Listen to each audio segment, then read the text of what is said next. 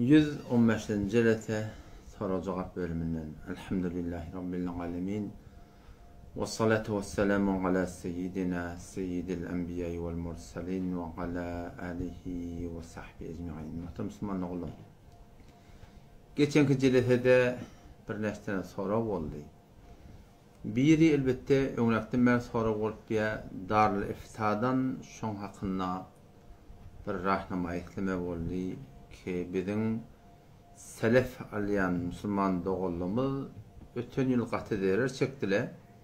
Şolary näme ýol köketip bolar ki şolar derer çekmedin. O ýene de ikiden sonra oňsy men biraz şeke galdym. Zaten okuyanlardan hemmeti huzur zihnin tapmaya, onun başta celethamide inşallah taala şu gurunları açıklap bereyim. Bir nersen soradı geçenki haftanın içinde bir erhley bolup öýe geldiler. Otam aralarında gurun düşüpdir. Otam şu gurunda ne kadar ha Müslüman dogollun da arasında elbette bolyandır. Eşteliye beýlen şeýlerle. Şoň hakynda da bir mezhep boyunca ustadlarımdan şu tortunda öğrenen dağıtım inşallah da aytip bereyim. Awalky gurumuz selefin üstüne. Selef diýerler näme bolýar? Piş haride, piş furuşe mahsul ya piş haride mahsul. Arfanma, buğdayınma, şu atan pul gerek boldu, taýhana pul gerek boldu, keşawerze pul gerek boldu. O tarapdan ne var ahim? Henir ekrançılığı var ahim, orağa yetenek. Ondan beri pul gerek boldu, nämet diye şi öz malyny ewünden tatmaklyga selef diýilýär. Olar emki selef ama şodan pul berýärler, olada nämet diýerler? Milletin malyny ewünden tatyn almaklyga diýilýär. Hobi bir Resulullah sallallahu aleyhi ve sellem öz barahym desuratynda şeriat boyunca hiç bir iraty zat däl. Elbette munday deýinýär. Hetmin ýeriň bolmaklykda şertde selef almaklyga. Ýa-da kemten şu wagt Türkmen ili arasında haýsy bir ýurtda ýyly 10 kay tapylýan zatlar bar. Aljak bolsaň, tatjak bolsaň, arpadyr, buğdaýdyr, pamukdyr, ulata. Şoňa mereş ýyly 10 kay için tapylýan zatlar bar. Şol ýeriň ýurdun bolmahada şolun üstüne selef alsan bolýar we selef şu tortunda bersen hem bolýar. Bu müşkil ýok. Ýöne müşkil nerede tapylgly? Ötön ýyl. Ötön ýylda bir ulaqan müşkil tapyldy ki, hop şeýle şol tapylsa tapylamaly. Müşkil näme üstüne? Müşkil şoň üstüne ki, ötön ýyl döwlet haga geldi elam etdi, buğday 7500 diýdi. O millet hem ki pul gerek boldy, piş furuş mahsul etdiler. Yani selef suratında öz yani ekrançılık manı matan tatan adamlar 5500'de kıymet turdular aga bir de 5500 sizin gavuriyat 7500'de var devlet kıymet turdur suratında ola peyda orýarlar ola burada nämet diýerler maksatlaryny ýetýärler. Hulata selefi beren adamlar 5500'den şolan pullaryny yani bağışlap pullaryny yani matalaryny kalalaryny yani ekrançylykdan satyn alan adam ola bulardan näme satyn adam şula bollar. Ýöne kynçylyk nerede döredi? Selef alan adamlar ki 5500'de hak edip diýerlekim orokda burda 7500'den şolary 1 tondur, 2 tondur, 5 tondur arpa buğday alan ýerde täb bermeliler. Bu kıymet geldi 10 milyarma. O zaman şu taada gaty selef alan adamlar gaty derejek ýadan, gaty derejek ýerler. Şu taada näme etmeli? Odam şonu ötön ýyl Darul Iftadan sorulunna bir de berilen ýol şu boldy ki aga söýledipdirler, şu sözünde durmaly. Elbette selef berýän adamny eger öz hakkyndan tenezzül etdi, öz hakkyny itek gasa aga 10 milyarym döwletinde elam etdi, sen 7500'den alyp bana berjekdiň. Sen aýtýanyňda barahym suratynda gaty derer boljak, sen aýtýanyň dogry. 10 milyarym bolmasyn, sen 8 yarımdan marahym suratynda marahym hak etdi. Şol mugdar maňa arfa täbil ber, şol mugdar maňa buğday täbil ber diýip şeýle bir ýagdaý orta tapda barahym şeýle bir maslahat boldy. Şu suratynda şolu edip başary. Eger edat etmese näme? Etmese alan ol eden sözleri şu suratynda şol 10 milyarymdan 1 tondur, 2 tondur näçe bolsa şolara bermeli boldular selef alan adamlar. Bu bir ulaqan derer bolup düşdi. Ne bille şoforum bolmakly mümkin. Şu wagtdan men eşitçimden 13.000 döwlet haga elam edipdir. Oşa suratynda barahym hop bir umumy suratyny il arasynda bir 2000 tümen 2500 tümen berde şurada selef barahym alýaly selef berilýär. Arada tefawut bar. Bu da ne anlık geçse geçamalı biliyor musun? Anlık geçse geçamalı. Şayet 15 olsun, şayet 17 olsun, şayet 20 olsun belli değil. İşte yine de bizim selef varahım Aliye Müslüman'da olamın katı derer çekecek.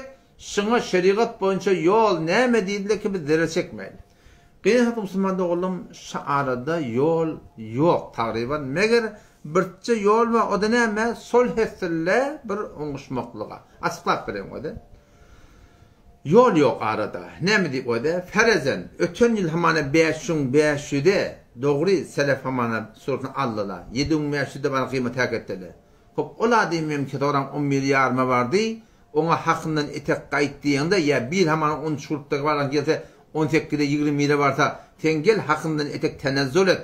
Sen bana beydip durma. Kimin alan adım da katı derer çek ya. Sen de hakkından etek kayıt diyende o ne mi diye? Men ne derer çek yani? Ne yaparım? Son vakti ki geldi buğday 10 milyar mı vardı ya 10 milyar varanla. Şu 7 devlet dolarından son kalla. Şu arada ne mi? Dolar da gönül alıyor da. Pulun kullan gücü kaçıyor. Pulun kullan gücü kaçıyor. Haridi pulu yani haridin var adına, harid çekladığına. Şu avval kalacaklardan puluna şu aten alıp bilmeyerdin. Çünkü doların da kıymeti gönül alıptır. Suratında var akin pulun da ödgülün kudreti gönül alıp etek kaçansan kudreti haridi.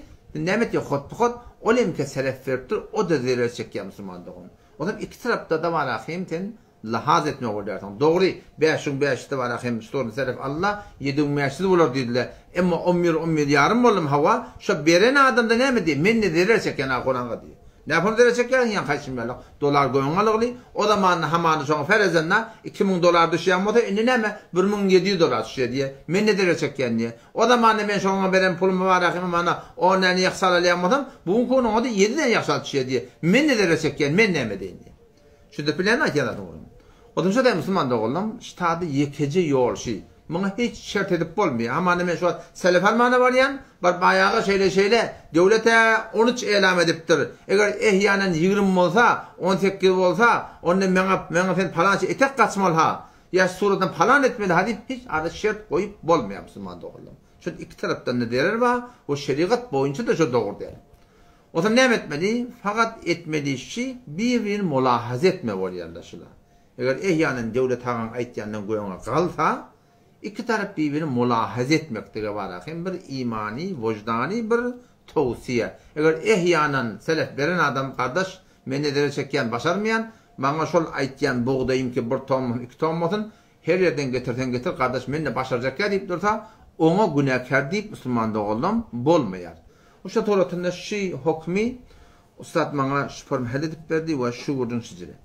İkinci bir gurun ekşişten soruldu talak-ı mukrah değil diye. Bir adamlardan zorlap talak alınıyor.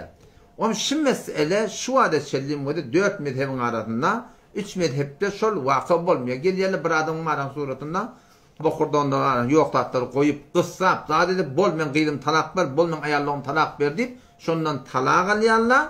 Şeydemiş taraftan şonlu 3 mezhepte vakı olmuyor ama Hanefi mezhepte şu vakı oluyor.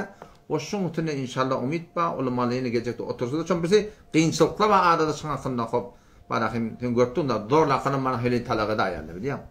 O zaman dinle gurun böyleni tökönmeye biliyor musun? Gurun başladan kadar bana müşkülatı idinde dörüye.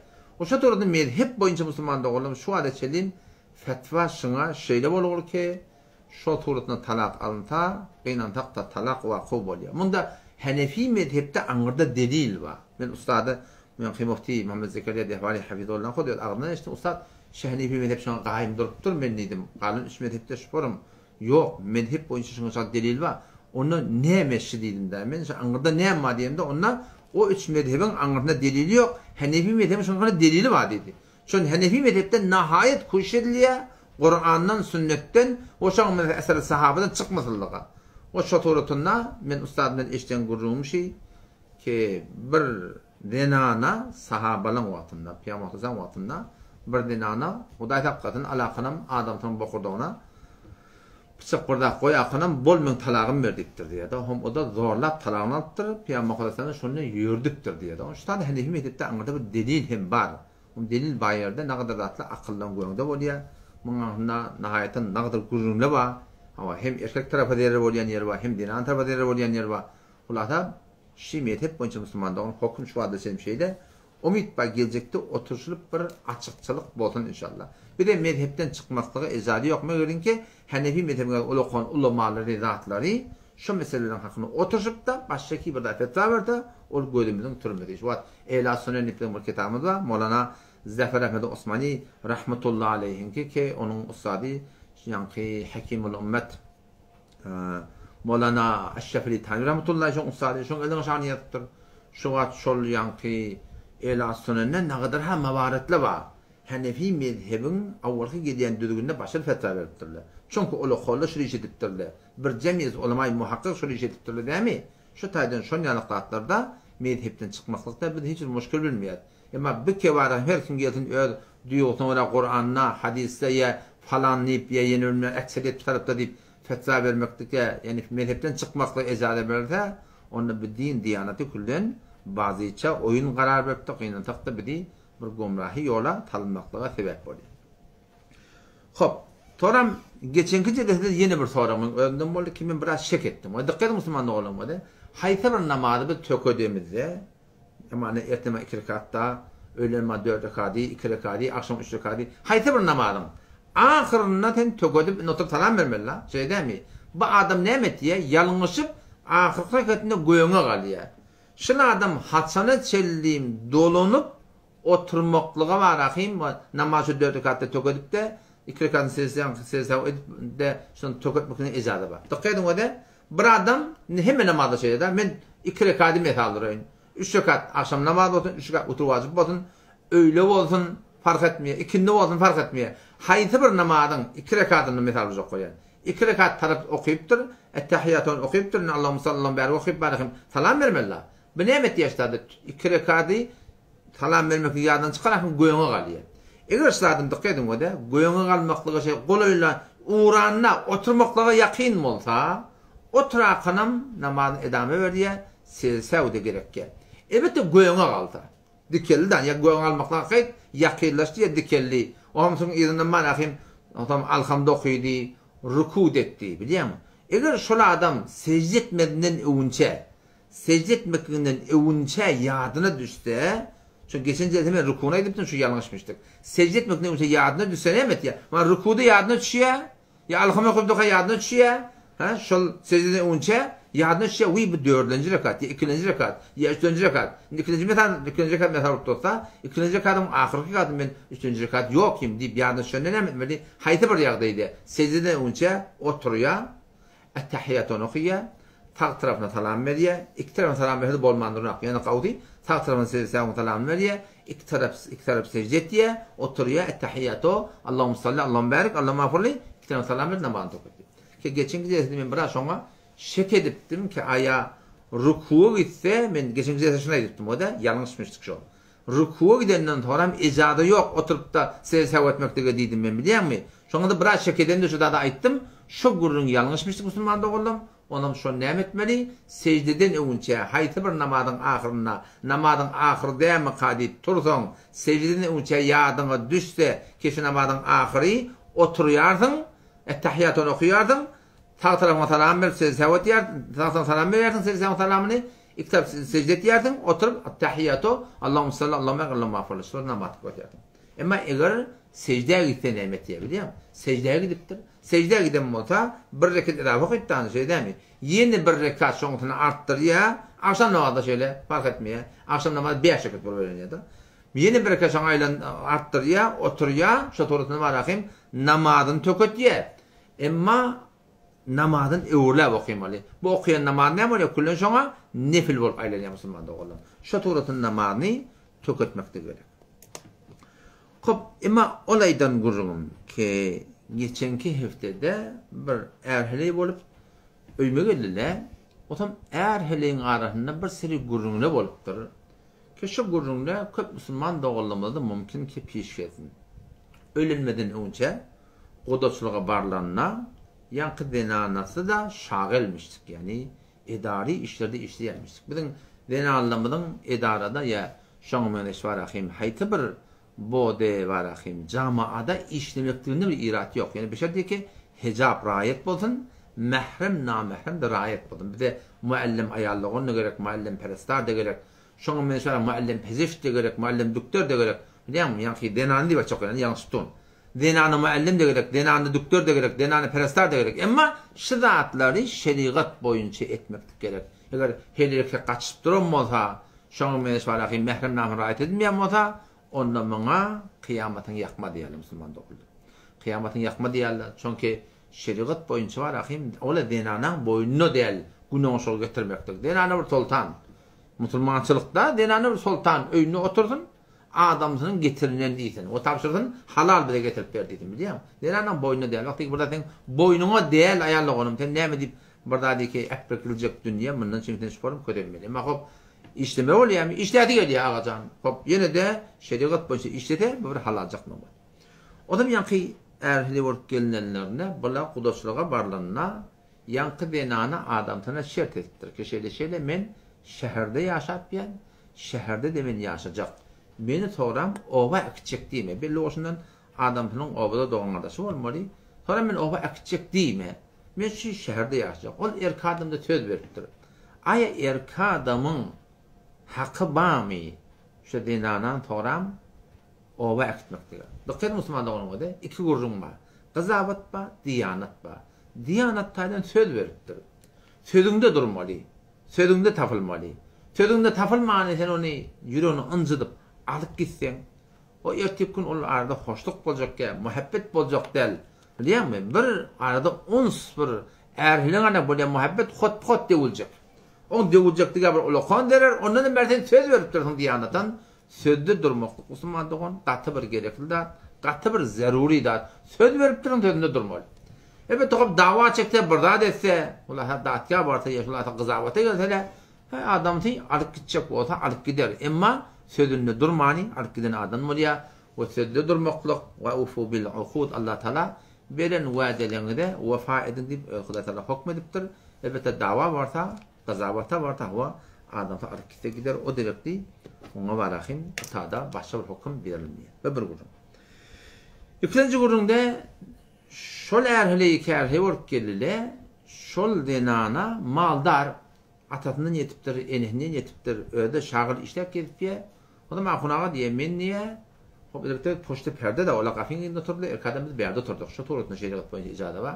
Aňda sesi ýedi, onunla şeýle mahunaga diýe men niýe malym ödümüki diýe. Atamdan ýetdi, miras ýetdi, özümde işläpýän men sadaka berjek. Men haýr hesenat etjek. Men onda gerekli yer haýty bir galyp kadar bolsa men kömek etjek. Şu adamy maňa manyk bolýar diýe da. Şu adam men näme deýin diýe. O da ýalla golla ne kadar gerekli gawud atçy ki sen adamyň da ketekede. Sen haýr hesenat etsen, näme etsen, adamyň awla näme etse deň erki adamlara da helelerde ýarylýar.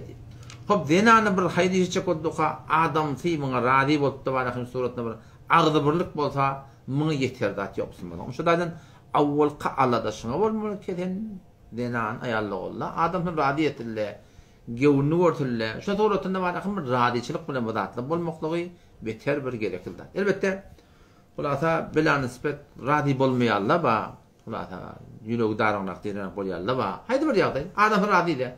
Hak kim bilen? Hak denane bilen. Maly ba, ihtiyary ba. Kime berjek bota biler? Ýöne, ştada men towsiýemşi, ol bir denan aýallyk bolar ki, şolaň adamlar rady bolmaýarlar, şolaň haýr hesenat etmeklerine, pedonda ştadasyň wagtyga hakyňyz bolýar. Adamyň narda bolsa, siziň haýr hesenat etmeklerine dämi? Pedonda siz şu muratlary saýedin, adamyňy bildirjek de bolup durmaň. Şu malum ma, ihtiyaryň ma. Habar versen narat boldu, ökelatdu, ýenratdu, adamyňdan tensine habarsız da bermekden de sana hiçbir günahkar musulman doğum boljak der. Odam yine de bir gurun şu arada orta geldi. O da şu keşe denana malı var. Men malımda işletdiyen, daha da etdiyen, ondan men sermayem var. Odam şu arada diye öy almalı bolýar. Yeni birdat etme bolýar, maşin almalı bolýar. O şu alınan öy, alınan maşin, ahuna kamilen men malımdan diye da. Yani işte mirde de ortak da yeni birdat da dedi. Kamilen men malımdan diye. Adamın geliyor diye men pul ver, öy alacak, bolya alacak odam hop mal menki diye da. Men adıma vur, men adımı etdip dokam diye edenak diye. Müslüman doğrulama dikkat edin, şiriş doğru değil. Vakti ketin denanan mali, mal denanan kuda edin denanan bayettir. Hula sen işerdin, hula sen malsın kıda şey değil mi? Malsın kıvolup duqa, on ecadasız, on gevunne degip, ecada ver tokop, muşkil yok. Ten adı olun, ten adı olun. Radiyim ben nite biliyem. Şu tuğrasında o irade yok. Ama narda edip zenananın malından erkadan barda satın alıp da onu öz adına vurmaklığı, maşin olsun, öy var, hayda var Müslüman da olun. Bir mal halal bolmayan Müslüman da oldum. O da şu zatla inşallah Teala şu zatları rahat etmek gerek inşallah Teala. Allah Teala tevfik vermeyeceğim. Hop. Men mikrofonu tadan halas edeyim. Müslüman da oldum ki tara olacak bu Allah. Gelmektedir yağday taflar yarar inşallah. Hop. Bismillah.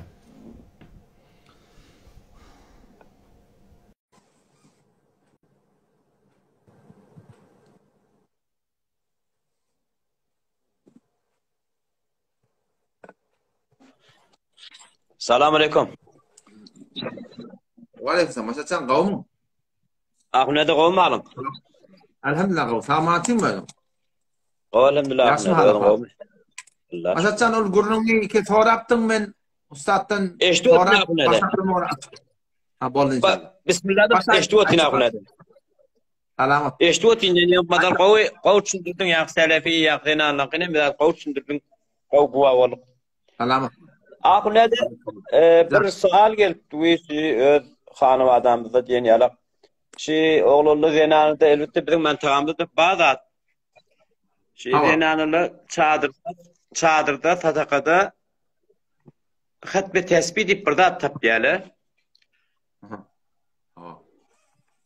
Şu an saniyeli 72.000 denemi burada deneni mesela onun için ahunek diye mesela değadetinin kakatının ruhuna bağışlamanı şimdi necirek ahunek 72.000 deneni bolmalığı ya şimdi aktifte ahunek vertişini bağışlatmalığı şimdi aslında öyle bir necirek şimdi bu düşündürüp bilersin ahunek'de. Bu da şu hatmi tesbihi avvalla menden sorullu men görün yerim yok. Ki 70.000 tane la ilahe illallah aydılan olsun, aytmalı olsun. O da şu an hatmi tesbih takılan olsun, men görün yerim yok, bilemek. Şun ettiyen ahum olurun, sorumun ağası için değilden göremedim. Hop, ferezen geleli bağ diyeydi. O bundan başka bağdatla var. Kur'an hatmi edip dursun, şun namaz okuyup dursun, arada tutup dursun, hayır hasan edip dursun. Şunu başka bir ahunu eltip dua ettirmeklik böyle bir dat yok arada. Şun Hindiye'de gediye. Hindiye'de 5. cildinde 318. sefesinde ve yukruha dua andel hatmil Kur'an bi cemaatin diye. Kur'an hatmedilenine işit dua etmeklik yok deyip. Buna karşılık deyip. Ne mi deyip? Çünkü Peygamberimiz etmedi diye. Sahabeler etmektir diye. Yani Peygamberimiz Kur'an hatmediptir. Sahabeler hatmediptir. O tıpta öller sahabınlar kim başlayıp kadar başlayıptır diyen Kur'an etiyor da. O da suratında şu hatmi tesbihine göre doğru oldu. Hatmi Kur'an'ın kendine doğru. Başka ki hayır hizmetleri ki etiyat. Şon sahabın bağışlama olsa bana avvala ahuna etmek gerek diye. Çünkü dağıtı yüzecek otturmak. Ya bir ağır işecek otturmak. Bu an hatçak sahab bağışlamaklık ana edip vereyim. Avvala ahuna etmek doğru da. İkinciden de eğer ölümle dua edecek botan sol bağışlayacaklarına üyüşüp dua etmeli diyen gurum yok. En şart sünnet namazı biz ömür tayı var ahim nemet yaz. 11 ayın sünnet namazların infiradi okuyat. Zamat bilen okuymayat. Ne mi deyip? Çünkü Peygamber'in infiradi okuyuptur. Mesela zamat okuymayat infiradi namazını diye. O mescitte far namazı infiradi okuyulmayat. Belki zamat bilen okuyulur. Ne mi deyip? Çünkü Peygamber far namaz zamat bilen okuyuptur. Yani Peygamber bir ibadet bir şekilde ediptir değil mi? Ta kıyamet çelin şeyle meğer aradaydı bir şekilde oturuvadı zamat bilen okuyat. Burada taravamı diye. Kalamatı ne mi diyet? İnfiradi okuyat. O da bir şey doğru ne da? Eğer avvala şu hatmi birine eltip bana dua edip ver demek doğru da. Ehyanın ödün de hatmi dua edecek de adam işip dua etmek doğru da. Ne mi deyip? Çünkü Peygamber bir öde ediptir. Şu doğrusunu bilim şu ibadetlerimizi bir ödünü de etmeli. O da başka bir adamı eltip vermeklik ki bana dua edip ver ahunağımın hatım çıktım. Bana da bir gerek daha yok. Ne mi deyip? Çünkü bir gıyinat de. Hena fazla her yerden ya Rahman ya Rahim ya Alim ya Şakur Allah Teala yapar öpüden uyam. Allahumme salli ala Muhammed ve ala Muhammed diye Peygamber salavatı veriyorsun. O zaman ya Allah ben şey okuyan manam Kur'an'ı hatmi tesbih doğru olsa ya Allah şu okuyan hatmi tesbihimi tutan aradamı sokabın. Ben tadakan aradamı sokabın. Ya Allah men Resulullah sallallahu aleyhi ve sellem ruhuna tamam peygamberden ruhuna solan denan oğlun çok yaralar ki imanlı gidip diyor solan ruhlarına tamam imanlı erkaden denanla ölükten imanlı denanın hem de ruhlarına halastan has edem dedim takam ruhuna bahsettim ya Allah şimdi okuyan hayır hizmetimi kadının hayır hizmetimi şöyle kavuşur ya Allah ruhlarını hoşçet amin ya Allah deyip Allahümme sallallahu aleyhi Muhammed ve Muhammed şöyle yürüme oturduk da tamam et yatım. O da bir kıyın dağıt der biliyor musun? Kıyın dağıt der şu tarafında her kim öğri etmeklik gerek fakat başlandı. Hava hakikaten başka bir açıklarım o da. Ya ahuna şu attan eştiyatı oğlullaşı şukurumdak şu men şeyler men aytdım ay dedim gerek yok. Kalene ahuna'dan bir sorayın da bir belli bolta olacak deyip. Öyle müşkil var elbette ahuna'da. Şon bir sorayın dedim. Başka işim yok ahuna. Köp doğalama da şu öde. Köp doğalama şunu her kim ödetmeli. Sen şu ayak kolu gelecek olan doğa var. Ahun çağırıp durmak.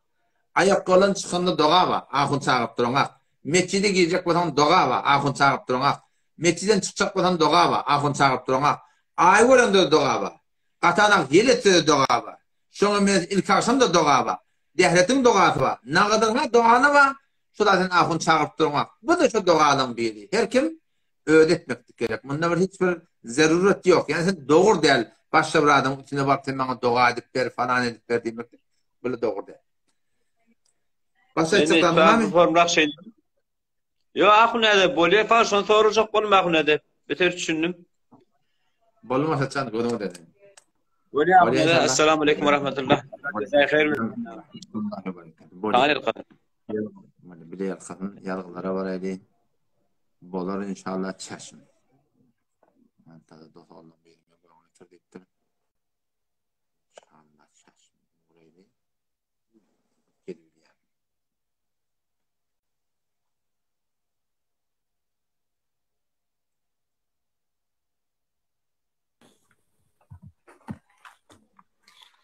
Selamun aleyküm. Selamun aleyküm. Ve aleyküm selam. Hadi olan kavmin. Elhamdülillah. Tağmatın mı? Oh, baş. Can pervan. Oyalım olma Soran bulur. Elhamdülillah kavmi. Selamet olun. Akuna da Can. ben yağmur vururum diyorsun Hava. Şey heleyle mi uğradın ne? Sen dedin Hava. heleyle dedin bir işlemek caiz değil dedin de. Kullen caiz değil Hop diyemem. hop namahrem dedin de. Hop bir heleyle bir mehrem cayda işleyecek. Bu nedir bir mehrem cayda? Hem yerde namahrem var ki nedir işlemek onu? Şunla tağmen buradan mihmanım vardı. Muallim oğlun, men de muallim, denanan da muallim dedi. O zaman ben şunu şey yağdaya ettim. Süper mutluluğum mahadedim. Şu men denanan da muallimdi biliyorum. Men denanan muallimdi. Ansperleşte Kur'an'ın muallimdi. Sonra hop men gördüm ki rahat etmeyenler. Ben dedim Kur'an ders verecek olan gelle öyde bir belli mekanına beraber ben çıkardım. O zaman çoğutada imkanı yoktu rahat etmek. Ama öyle olana etti ahuna dedi. Rahnamayı dedi. Hayata dedim şu duruşu denana dedi. Bir tane erkek yok dedi. Şunu yanık boza hiç müşkül yok. Ben muallimine ettim. Hop şu taraf doktor olacak bolya.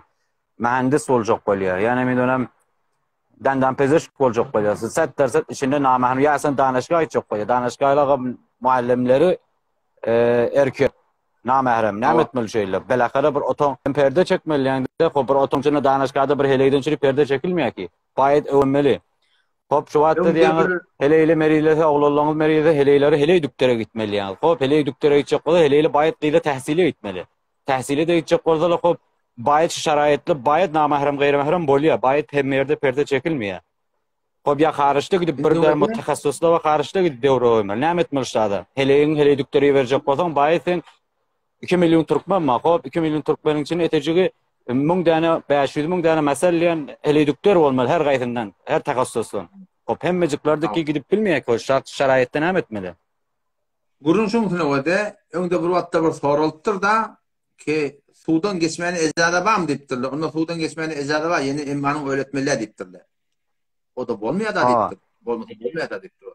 Sudan geçmeni ejada bar, immanyň öğretmen geçip bolýan bolmaýar da şeýden. bir Müslüman Aa. la ilahe illallah Muhammedur Resulullah deyiptir. Bizim Peygamber Aleyhisselam diye da bela nispet betbaqtrin adam ol bir adam ike halktan süreyim ahiretini yaktı diye. Men doktor ve millete hizmet edecek, falan mal hizmet edecek, falan mal hizmet edecek deyip men avval baştan kıyametim yapmanı ezadan diyor. İkincinde okuyacakla bademi ağa avvala bir zatla o da denanı cemaatın boynunu değil keşolur gidip dışarıda işlep nimetin içeri pul götürdüler. Ama burada kurumada ki men hizmet edeyin falan edeyin buna bir merhale dobum diye kıratla her kimde ki şun kun ayarlı okuyalı falan gara ayakta öğrendi. Öğrendiğinden için işecek, daha da edecek, kazanacak da şey değil mi? O zaman Allah tebarek ve teala Yo helelin irak etmeli. icare verdiğini biraz sorudun otur Allah dedi. Kulak atmak açıklattı. Cevap almadan soran ki icare vereyim. Icare mi kepleyin bunu yani? Sen kepleyeceksin kepledin ben kulak atsın. İnne sen hemen ben aydıp vereyim. Kulak atmak o da. Avval sen denanın boyunu değil ki onuşuk getirdin. Çünkü Huda Teala'nın Kur'an'ı "Er-ricalu kavvamun alen nisa" zenanaları erkekle baş yani bir mene serperest. Neyme erkekle baş ediptirler? Bime faddalallahu ba'dahum ala ba'd. Allah Teala bazıhını başlık ediptir. Yani fadilet veriptir. O Huda Teala'nın birindireceği ve bime enfeku min emvalihim. Şeyer kadamla eğer mallarından denanalan öyne, iline, yerine, yurduna harc ediyenlik gerekli. Mavalete var ahin bir umur mali erkeklerin yanı bol gerekli. Şu taydan Allah Teala erkekleri denanalara serperest kayyim başlık edip koyuptur diye. Avval kan merhele Müslüman doğrulamadı. Denanan boynunu değil, işlep getirmedi. İkinci moradın, sana yanında doğru, bir de düktör de gerek, parastar da gerek, hayta burada da gerek. Bunun gereklerini görün yok. Ama o da şol gerek daha da ele getirmeden çüreyim, bir de şeriatı riayet etmedi. Şu an Beluç ayarlı oğlu da, şu an Beluçistan'da okuyup gördük. Şolun rahnamayetini de gördük. Şolun debilsanını gördük. Ama o taada bir hemdesi var, bir hemdeli var. Ne mi dettirler? Kullun şuna namusa, kudura, gayrata minip barıp bunu ettirler. Ağa, debilsan, rahnamayı, debilsan, şundan hemmede bayat cüda olmalı ettirler. Ecada vermeyerle muhtelet olmak ona. Ben öyle oğlum Hafız Nurhak, şu kötü ödümünü okuyma olanına, 6 kilometre kelase geçme olanına 6 yaşındaki oğlun. Ne yaşında oluyor? 13-14 yaşındaki oğlun mu diye. T'de var ahim kellerine hava girip var yani oğlun. Men cüret etmedim mi oğlunum şu ta'da bile okuyutmaklığa ne emedik?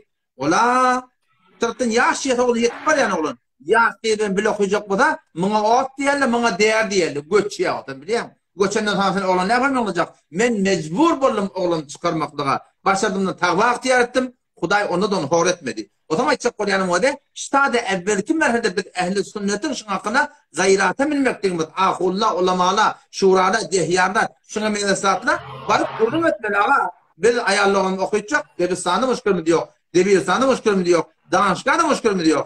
O şu beyardın hop danışka hindi gücümüz yetmeyenle o da beyardakilik öyle ovamının içinde, öyle şehriminin içinde şuna birin evvelki merhede gayrata minip şunu edip başarıyat, yüzü edip başarıyat. Bak inan taktısın hakkında var hakim zatla aydınlanak, dilenak, bilinak, bilmeye. Avval baştan şunu etmektir, alıt etmedi. O yani eğer bolmayan bolsa, kopağa bolmaya da ten vakti ki burada bolmanı, şu ayarla onu ki düktür olacak gibi okuyup ya, hop haçın ölecek belli, daha çukura girmeli.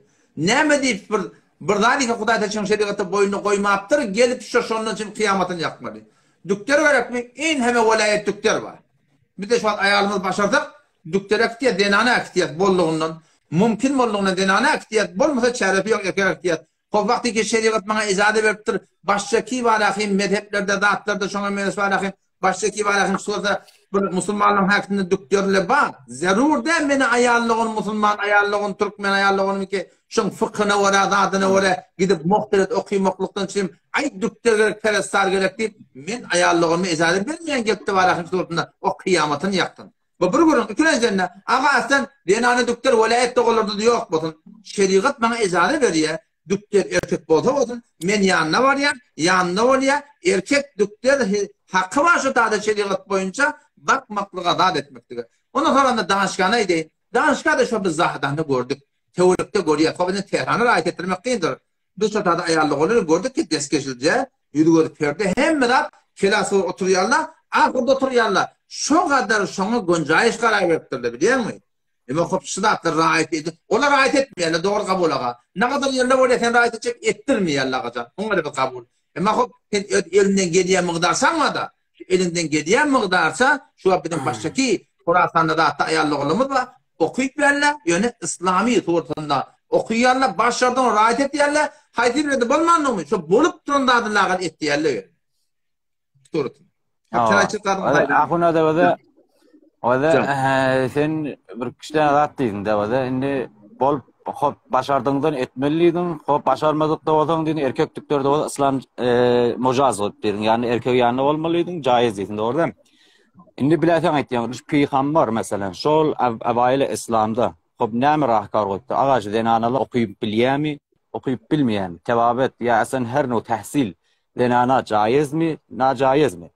Hop eger okuyjak bolsalar, hop bir erkek şoňa tahsil ders berip bilýärmi, berip bilmeýär. Şunu peygamber näme rahkar goýupdyr şoňa? Hop jamiye kamilen islami ki ýok ki. Ya wede Cami İslami yok kamil ol ayrı vurdum yöne şeriatın İslam'ın belende sori ilim gadan maqsadda erkek kileğine har koyulmaptır. Talebul ilmi faridatun ala kulli muslim ve muslime. Hiç erkek bodan çeli yok. Adana okuyup bilýär. Arada yok hiç müşkili yok. Hiç müşkili yok. Ayarlığın okuyutullar. Okuymalar diyen günüm yok. Yöne qowki namahrem raýat boldun ýa-da ordan. Alde. Bayat raýat. Başarıyat şu anda biz şu an rahnamayın başarıyat. Debilistan başarıyat. Biliyor musun? Hop danışkan gücümüz yetmedi biz gereklileri başarıyat. Ama edilmiyor inan tak. Ama şeyle. Yani akuna da siz başarsanız şun wada denalaları okuymaly, tebliğ etmeli. Sen ýa okuymaly diýen, aýdýan golayetleň diýen, doktor wa diýen ýa başy diýilen doktor wa şolon kagyda amalýan türkmenle gitmeli diýen bir ştawa ben nezerme bayat gitmeli, bayat okuymaly. Aslında biz şu Türkmenistan'ın şunu golayet ýok ki. Türkmenistan'ın musulmanlar tütün Sünni Hanefi. Hemmeti Türkmen şolon ämetmeli. Hop bayat şolon heleler okuymaly bolýar, bayat gitip öwrenmeli bolýar. Ola gidip bilmeýär. Olong içinde velayet yok ki. Bir İslam diyen bir Türkmen ya Sünni de ki. Başla o tadı velayet yok. O ors var da şey değil. Ors düktör var.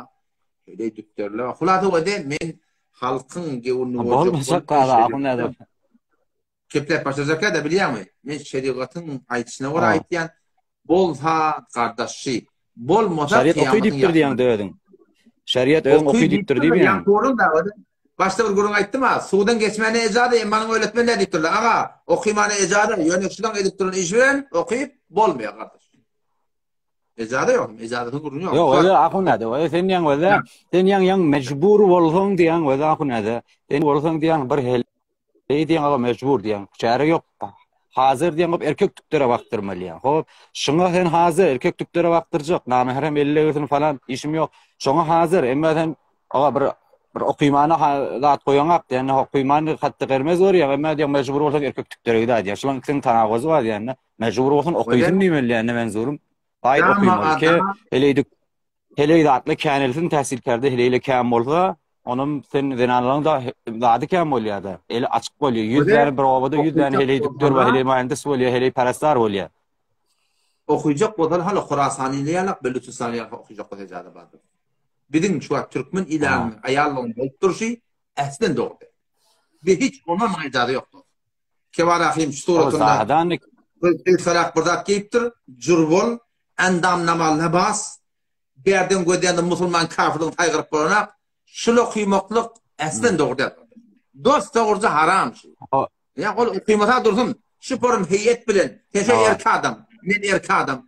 Kom men şu denanan dukti erkek adamı eltiyen, İslam götürüşüne icazı bekle ne mi? Bunun fesat göremiyor. Men yardımına doğun. Hiç fesat göremiyor. Ama sen ayarlığın var, ne ayarlığın var. Sen imanın yeğenin var, men yeğenim var. Bizim vakti geçin namusumuz geliyor, hıyabanı, bela nispet, endam, labas filan, girip çık ya. Şıdat deliklerine Türkmen ilahını görüp durdun. O namusluktan, gayrasılıktan başla, kıyamet durundan başla. Sen erkadın, ben erkadım. Ne kadar zaman fesada çekiyor biliyor musun? Şunlar doğru diye dağıtan biliyor musun? Vakti için öyle doğru diye sen gelip mümkün al-mukimmaklık ne manatı yok da. Açan akuna sen bu zamanı indi fark etti. İndi o ünke zamanı ki akuna. İndi şey hemin ki bilin Yine de akunada bizim Türk bellemizin hey wara hijabi başça yeri şan goýan. Hudaý ol yekderse da bizim görýärlerimiň hemmeti yekderse. Näweden ustada Türkmenliň hijabyna, dinine, adyna gaýym hemmeti bizim görüşimizi bilişimizi. Şu menem Teherany ýaşapyn. Bizim o bizde jamaýda etpýärdi. Teherany oňa mesallarma. Ehli sünnet bilen mugaýese. Git Horasany werde. Ahli sünnet bilmä. Belucistany werde.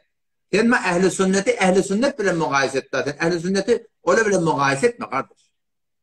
Kıyasın doğru değil. Yo, Türkmenli de şu an Beluçistan'dan kimde Türkmenliň de hijaby töweleme näme var hijabı. Yani bayetme o çağılım resmiler çadır giýýärler. O bizimkilerin resminde aňyrda çadır ýokmuş. Aňyrdan Türkmenler basýarmış. Rahmetmen çadır giýmen. Şu Türkmenler çadır giýse näçe bolýar? Sen çadır giýip bolýarmy? Wada bizim de o çadırymyň barymda ajdadymyň çadır giýen boldum. Ezalar o mekeblemde bizim de o çadırymyň barmışdyk. Men hodi dogurun enemiň ödi. Onu şöyle muallamancan şöyle bir çargattan başla başımızdan ta topuğunu da yetiyen burada giyerdik. Adı ne mi diyordu şu? Yok şöyle. Baş atar diyordu. Şu bizim 50-60 milyonda bağmıştık. Yüzünün bölünçe varmıştık ha. Şöyle bizim nekabılmıştık. İnanakta 50 verdik kardeş. Bizim de avval hezamız kamılmıştık. Hezamız çadırlımıştık. Hezamız yüzü örtülümüştük. O Arminius Vamberi var ha. Arminius Vamberi şol dervişe durugil. Şol şahsi ki benami musulman geliyor musulmanların arasında şu kümüşte de geliptir şeyle geçip o Bukhara hivayla geliptir şonuna sen malahim zeni Bukhara'yı deyip bir tane akıl koyuptur şu bizim asli hezamlı şu kadim Bukhara'dan okuyup gelen ulamalı zatla ne yapın yüzlerden örtügüllü başta burada Türkmenliğe geldi hatta o da şu açıyan cergelanın karşın gidiğinde cergelanın şu asarı var sargıttım başta burada tam yedinden şöyle bulaylar var ya denanadam denanın şu anında gören şey bir ıslak görüyor yedine. Bizde bağmıştık biliyor musun? Olan ferhengi de, Beluç'un ferhengi de çadır. Çadır Kur'an'ın ferhengi, şeriatın ferhengi. Yani kıynantakta bir ellem verdik yani. Bir ellem verdik. Benimkiler de akuna da var. Uzun koynak giýýärler, bedellere uğranak, çarkatda giýýärler, bir yüzlerle koptonlu bir önýärler ya bolýardy na akuna. O beter kıyın tutup durmaýlar ki o özüň görüli, burun görüli. Ganimet bu. Akuna diýene bir sualym bar akuna da. Wada şu sen diýdin, sen akşam birlehde dur. Hiç Türkmen köýnüňe hijab diýen. Gördüň o dönen şu Türkmen köýnüň ýürip barýarsa bedennama demi. Bedennama demiş köýnüň. Giyin köýnek ýok. Näme bedennama akuna da bolýardy näme? Kim bedenni öldürdi? Ikişim gözden geçip barýan o giyin köýnek köpdürli barýardy näme akuna? Allah yaranmy. Ya merdim bu bedeni sini edip duramlar ki akuna da. Ulagaz şu Türkmenin geyip beren egin başında bedennama diýem olan kardeş bağışla ha. Men sana ne diýeyim? Bedennama akuna da besene geçip barýan yatyp oturup göz aýap oturan adam hop hijabı badyny bolýardy näme? Mesela näme hijab bolmaly? Şundan beter. Hakkında beyninde de gızavet eder, bu gurundan elçek. Sen eger erki adam bolsaň, men de erki adam, şu erki adamlardan hem barda sonra şu Türkmenike şu Türkmen köýnek geyip ya kardeş, şu endam nema kaptandan yağmaşı, evinden gevdi. Kullu vücudu belli ol. Sen ne yapıyorsun inkar edecekmiştin? İnkar eden hem mekşinde sözüyor ya kunada hem mekşinde kim gelip şoar veriyor. Şoar vermeni vurup. Biz şoar veriyor. Hem mekşinde bir işim yok. Hem men kingelle var. Men qıydım gelle var. Men ham bir gurur yaptım şu an.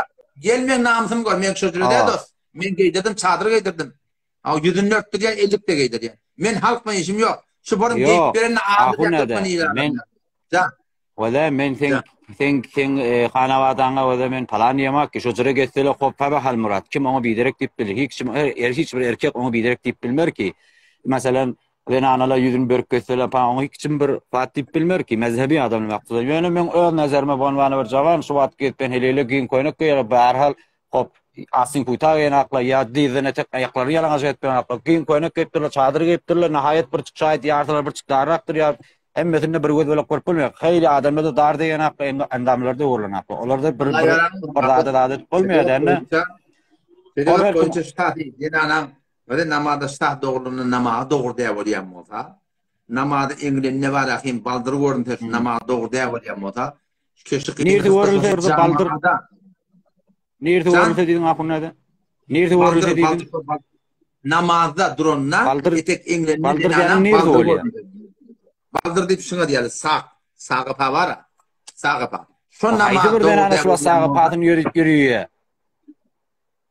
Sen Türkmen açıp nağıt bile çak kurup hakikat akbaldırını Hudaý takan nağadara kögütüp gedeli. Sen göreňä muşan? Ey ahuna da ol müňden bir däne ki sen hemmesin jam gurbatýan. Haýdy bir gitdi. Müňden bir däne şojura. Mo dedip kulle marahim jamaada joňtuny power nağadar ha aýlandyla. Sen şu aşy bir toýlamy görmeýänmi? Sen şu bizim mejasyny görmeýänmi? Sen şu aşy baýdan iki penşembe çarşamba ýene burada apa? Sen habaryň ýokmy kardeş? Habarım var, ahuna da biz o sırada bir habarda ki yalga geldi, gödüňe döneň. Sen näme diýän? Gortak bolaja açygyly.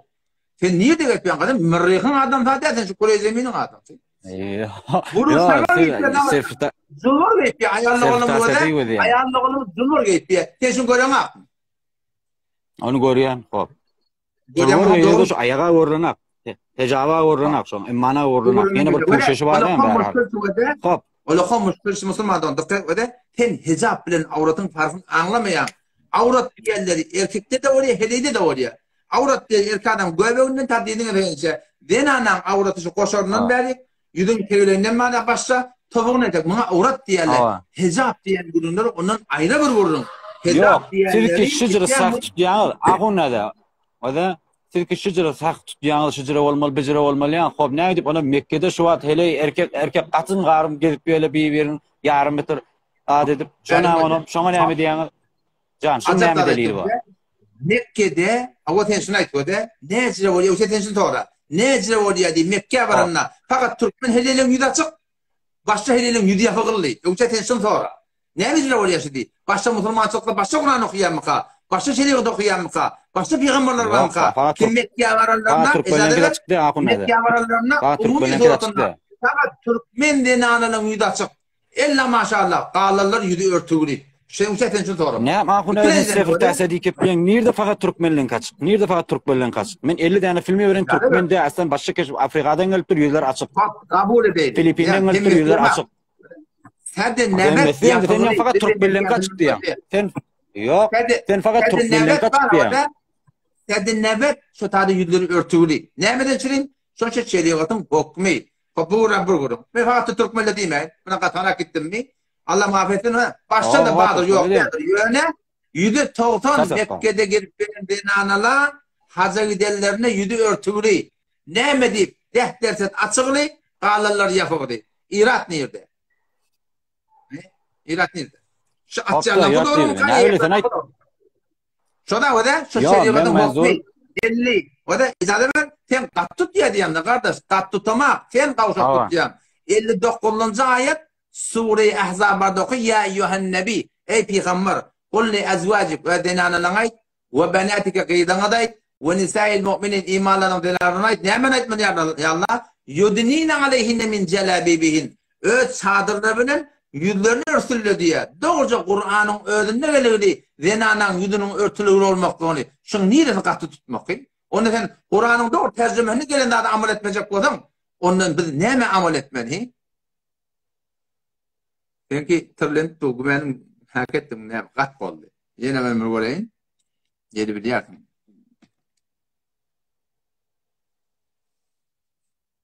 Kullan bizim Türkmen idaramızda aslında mehrem namehremin manasy ýok.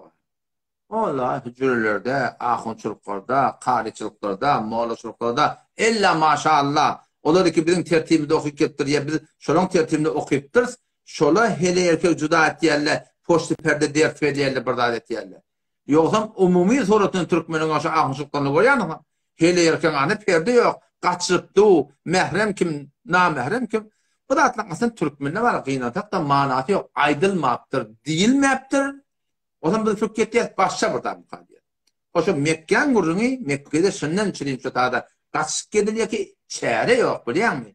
Çäre ýok bolan ýerine ejazet berilýär. Näme etdiler bilýärmi? Başladan onu tabaga dip bejeripdirler. Çykdyrlar goýanlar. Hawa öyle namset diýerler bolsa. Ýok. Daram diýen o düşükdirler da şowga Mekke'ye ýakyllasyn. Muňa şeriat ejazet beripdir. Şeriatyň ejazet beren ýerine biz onu kepläp başarmar taýyn. Oten musulman da onu kesin şu türkmeniň geyip barýan ewin maşynadan beden nama de diýen men heyran wallahy aýtýan kelime. Eşa kevin näme deniş form aýtmalar. Gattamda kardeş, siz gawşak tutugly O belki bilansıdır başacak tutuqlı. Başacak tutup var yaratan bir kat tutamda. Doğru Kur'an'ın öğüdüne gelen de. Ya eyyuhan nebiye peygamber kul li azvacik dinanana ait ve benatike qeylana ait ve nisa'il mu'minin imanam dilarana ait. Ne hemen aytmalı? Yudnine aleyhinne min celabibihin. Öz çadırlarıyla yüzlerini örtürler. Çadır mı? Çadırlarıyla yüzünü örtüp dur Huday Teala. Çadır giydiğim yaptı ne? Şu çadır kurbamıştık. Çadır bitti de bağmıştık. Ellem verdik biliyor musun? Çadırlarıyla yüzünü örtün dedi Huday Teala. Çadır mı? Çadır mı diyor. Kur'an'da doğruca ters. Ayet kat tutmak. Yudnine aleyhinne min celabibihin. Şu çadırın yüzlerini örtün yerlerine Peygamber'in yaralıları yekece bir konu koyaklarlar. Ayet şöyle kat tuturlar. Ayet şöyle tondura olmuyor. Zamana ora zamana. Ne mi diyor? Şola adam var lam penke kaytan bile yengillik de olur. Kıyım olsa şu zamana kıyın. Ne kulör var, ne penke var, ne maşin var. Şeriatçıdır hükümler şöyle kıyın görmedik bolsa bir bunkun penkele bilen kulörle bilen bu diyacak öyle bilen bu güllüyele gittiği maşinle bilen ki bu diyacak senin hadi ben ne yaparmışım katli baytmalar. Ben kat tutam ne kardeş? Siz kavşak tutuğlu ve bana nispet başacak tutuğlu. Bak 50. ayet Sure-i Nisan var doktor. Bak Sure-i Nisan Sure-i Ahzab okuyor. Ve idâ se'eltumuhne metâ'an ey peygamberin yaraları peygamberin helelerini bırak dilecek mi adamı? Fes'eluhune min verâi hicab. Perden gidinden dileyen diye. Yani arada helekanına perde olmalı ya Huday Teala. Hele erkanına perde olmalı diye. Kime ihtiyat? Kur'an. Doğruca tercüme yok Kur'an. Doğru tercüme yok Kur'an. Tercüme yok Kur'an'ı bir amal etmeyecek olsak, şuna tonda videocak olsak, şuna katlı tut deyip aytacak olsak, ondan sonra Kur'an'ın ne hemen amal edecek? Bu da fakat Kur'an'ın tercüme ettiği bu da Hanefi mezhebin öyle vel mer'atu ma'muratun bi sitri veci'an ecnebiyyin. Denana emredilir. Denana'nın bizim boynuna vacip yüzünü örtmeklik diye. Ben ne demek? Hanefi mezhebi diye bakın. Öyle Hanefi mezhebi diye. Ne mi dedi? Denana iki avudan yedin öyle yüzde. Yani şu bir tane zaman olan öğlendirmek olsa, bir zaman onu öğlendirmek olsa. Ama şimdi hem yerin kökesteli biliyor musun? Yüzünü köketmeseli. Albiler mi? Cüret eder mi? Ama yok. Hem hiç yerin köketmeseli. Şayet elif elesi olsun. Şayet ayağına çolak olsun. Fakat yüzün köketmeseli. Şu yüz bilen insan intikab et diye. Yüz bilen tehrik oluyor aslında. Ferezen bana bir denana şu baryan mı olsa, bir denana baryan mı olsa, şu bir nesne cavan olan idin şu baryan mı olsa, bilen nispet, düşünecek olarak yani, şun idinden tehrik bulup, şun idinden heyecana girip baryanlı olsa, denana şeyle dolananına, yanında 4 tane şu maçı Türk olsun, kaptana gerçekten emanen tavuk giderli. Ne bileyim şu denana avadalık yüzünde, var yok, hüner Huday Teala ve akhirallah, ahsanul halikin avadalık yüzde koyuttur. Doğru, Kur'an'ın ödününe gelende ayaşı katı tutmak mı? 22. paran başçağında o kadar. 22. paran başçağında. Yani sen Nebi Peygamber'in denarları lestunne ahadin minen nisa. Siz baştaki heleli yalakta. İni takaytun neger Hudaydan var kıyametten fela taqda'ne bil kavl. Erkekte bile kepeşeğinde mulayim kepleşmeyen diye. Akuna katı tutmadan ama nehi? Tondavi. Huday ne diye? Feyetme'allezî fî kalbihi meradittir. O erkek ki ile mecrik var. Senin ayarlığına hantama vurur dittu. Kemekim olur dittu. Sana gevni gider dittu. Şuna namet etmeliler mi? Kat tutmakmış. Öyle Kur'an'ın tercümesi. Kur'an'ın tercümesini bir amal etmeyecek olsak biz ne mi amal etmeliyiz? 31. ayet. 32. ayet. Var Sure-i Nur vardı. Okuyor ki Sure-i Nur yaptırır. Sure-i Nur. Şu Nur şu durun biliyor musun? Şimdi yakın amal etti. Ne mi diyor Huday Teala? Kul lil mu'minin yaguddu min absarihim. Erkek adamla imanlı adam ra'ayt namahrem görürlerine gönete bakmadılar. Bir her gelecek kavmin falan, kavmin oyan biyan, kavmin o 7% sonra rahatça caklaşıp bana namahremle bile oturup da kokul konuşmalı. Kur'an'da doğru edip de namahremden gözün saklayıp da ne gözün saklayan, ne dilin saklayan, ne kulun saklayan. O hamda ne mi? Bir tondura oynayaz, siz ne mi? Dorosra oynayan. Ya kardeş, başlayacak var yani kardeşim. Aydın mı attır, dil mi attır, ben ne mi? Aydın mı attır? Dil mi attır ağacım? Bizim kadim Bukhari'den gelen okuyken ulamalar meğer denaların yüzleri örtülülerdi mi? Meğer şunun çerçeği var, şunun mühendis var, yankı başatarlar yoktu mu? Badi biz 50 verdik Khurasan ile sakladılar, Beluchistan'ı sakladılar. Biz hıyanet diye buğun Khurasan'ın ferengi mi?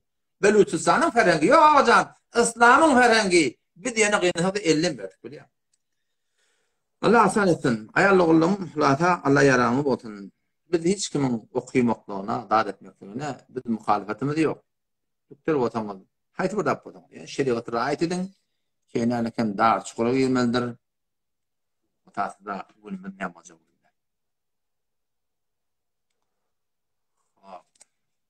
İdrisam tada burada tiptir kadim zamanı denananı görmeyenine alyallamıştık diyelim. Bir kitap boyunca doğru değil. Peygamber Aleyhisselam öz mübarek sözü var. Haydi bir yerde bir adam durmuşa çıkacak olsa erkek bilen iyi bir görmeli. Ya bir görmeklik zaruri ki erkekün olan yaşamalı, giyun almalı falan. O hem doğru değil. Şöyle zaruri yani. Görmeklik gerek. Tadam edilsen yine burada tiptir yüz avrat değildir da yüz avrat olmasa onda tiptir örtmekte zarureti yok tiptir. Hop sen aytyan gurun hani bir medep ne diyor da Radul Muhtar'da görüyor. Vel mer'atu ma'muratun denane emredilirdi. Bisitri veciha yüzünü örtmekte anil ecnebiyin namahremlerden la liyennehu avratun. Bir de avrat diye adam ne yaptıktır? Li havfil fitne diye. Fitne var çatarı. Fitne diğerler ne mi? Erkek adamları meylettirmektik var. Erkek adamlar fitne aklamaklık var. Şu anladım burada denane geliyor. Bilanet strateji denanen yüzüğü ecir mücür olsa sen hiç erkek adamı bakmayacaksın. Şu denanen yüzü bilen ölen kıl yazıkta olsa şun yüzü bilen erkek adam tahrik oluyor. Aslı tahrik niye diyor ki? Yüzü yaki. Yanga istima İrinden nakıp İrinden göder. Erkek adam tahrik olmasa bir denanaga şu denanen gangılık göderine şun yüzüğü yanıgılı olsun. Bir göde şu denanan hakkında şu erkek adam ne yapamıyor? Yüz avrat değil mi ya bizde? Şeriat bey değil mi? Ama fitne vaadettir. Ayet örtülmüyor. Tada yankıyorum. Mekke'de denanalan yüzünün açıklı olmaklarına icada da var. Şimdi biliyor musun da? Mekke'de Mevsim-i Haç'te asıl hüküm şey Peygamber Aleyhisselam sırada hadiste geliyor. Sahih Bukhari'de hadis geliyor. Ki denanalar 50'de giymetirler. Şu turutunu borguda vurmasınlar deyip durdu. Denanı Mevsim-i Haç'te yüzü de açık olmalı, eli de açık olmalı. Şu zamanla ola o yüzü örtülü yaşayan adamı da hüküm inenden soram. Ezvacı mutarakkeli ya Resulallah biz ne yaparım yüzümüzü erkekten yanına açmalı. Şuna haya ediptirler. Şuna şerm ediptirler. Ne mettekka? Şuna yol öğretti Peygamber Aleyhisselam. Onu yatıvarın kapağı yarak bırak var ya onu bırak var. Şunu yarak burada edersinin önünde perde sallan deyiptirler. O zaman umumi suratında Mekke'de, Medine'de umumi suratında azavaryalara köp Müslümanlar şu dağda var ahim yüdüğüdü örtülü. Yüdüğüdü örtülü. Yüdüğüdü açıkta var ki hatta bizim Türkmen ilimiz gelsen o dağda bıdattı mesela aşinayısı yok. Hiçbir haber de yok benim de.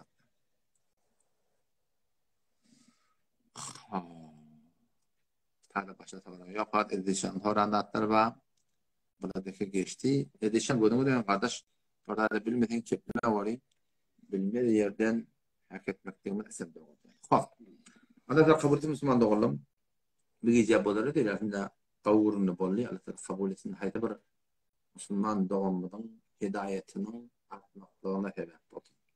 Allah'a tevfik versin. Esselamu aleyküm ve rahmetullahi